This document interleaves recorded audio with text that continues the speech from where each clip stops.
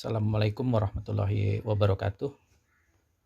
Setelah video mengenai sumber hukum material ditayangkan,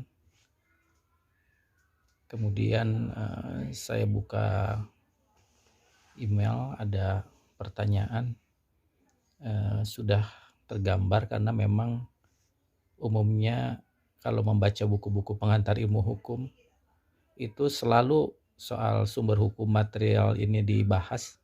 Tapi ketika ditanya, tahu nggak maksudnya, tahu nggak maknanya, itu kurang jelas. Nah, dengan tayangan video satu, kemudian ada pertanyaan tadi bahwa bagaimana Pak, ada mungkin penjelasan lebih lanjut mengenai sumber hukum material. Memang sebelumnya saya akan melanjutkan ke sumber hukum formal ya, kalau ada material ada formal.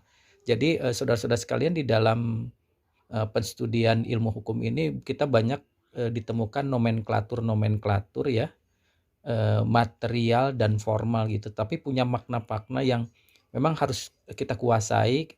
Arti kuasai itu sebenarnya kita pahami ya, sehingga kita tahu persis maksudnya gitu, sehingga membaca bukunya bisa lebih bermanfaat gitu.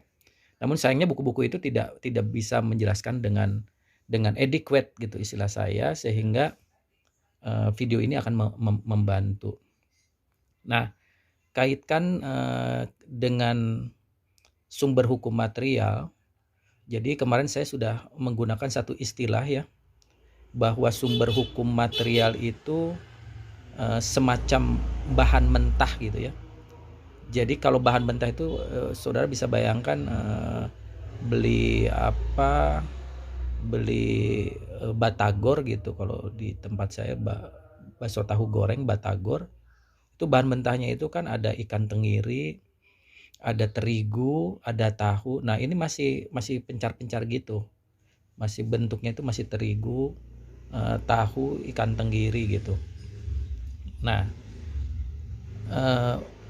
lantas pertanyaannya, sumber hukum material ini semacam bahan mentah, yang saya sebut istilah bahan mentah. Bahan mentah untuk apa? Bahan mentah untuk dijadikan menjadi bagian dari hukum formal gitu. Jadi ingat, kalau membicarakan sumber hukum material ya, dia belum menjadi hukum formal. Bahan mentah dia nggak bisa disebut batagor gitu. Itu ya. Jadi saudara sekarang bayangkan, bayangan, saya menggunakan istilah bayangan dan keyakinan, itu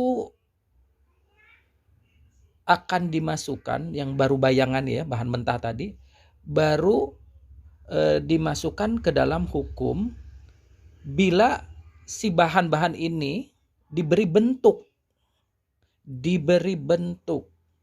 oleh hukum, yaitu misalnya pemerintah, saya kan kemarin menyebutkan, pemerintah membuatnya menjadi suatu peraturan yang mengikat orang-orang, dan apabila dilanggar, hakim dapat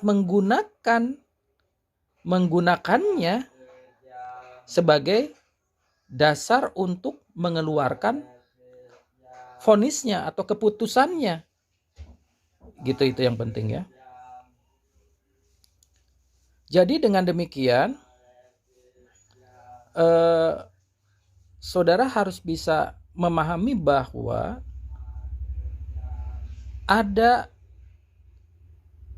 pemakaian kata-kata formal dan material ini dalam hubungannya dengan sumber-sumber hukum. Harus jangan dikacaukan dengan pengertian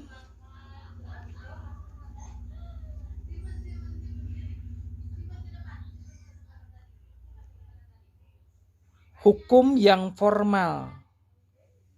Awas ya, jangan dikacaukan nih. Sumber hukum material jangan dikacaukan dengan katakanlah hukum yang material. Itu beda, hukum yang material. Karena kalau hukum yang material itu lawannya hukum yang formal. Hukum yang formal itu apa? Nanti saudara sudah belajar. Hukum yang formal itu ya hukum hukum acara, dan hukum yang material itu hukum madi. Ini bahasa Indonesia, coba Saudara lihat kamus itu, hukum madi. Jadi hukum acara itu adalah hukum formal dan hukum material itu adalah hukum madi. Demikian mungkin sedikit penjelasan mengenai sumber hukum material. Coba Saudara ulangi rekaman ini, Saudara tangkap maknanya bahwa hukum material itu memiliki karakteristik atau ciri. Jadi yang pertama, dia masih bisa berupa bahan mentah, masih ada dalam bayangan atau angan-angan, dan dia perlu diformalkan. Nah, diformalkan itu artinya diberi bentuk. Kalau sudah diberi bentuk, maka berlakulah hukum sempurna, yaitu memiliki sifat yang mengikat. Satu. Yang kedua, bisa digunakan oleh hakim sebagai dasar hukum untuk penggunaannya. Gitu ya. Baik. Nanti kita selamat berjumpa dengan materi mengenai sumber hukum formal. Ini juga harus dibedakan ya, antara hukum formal, hukum material, dengan sumber hukum formal, sumber hukum material. Itu dua hal yang maknanya beda, kedua nomenklatur itu. Baik, terima kasih. Assalamualaikum warahmatullahi wabarakatuh.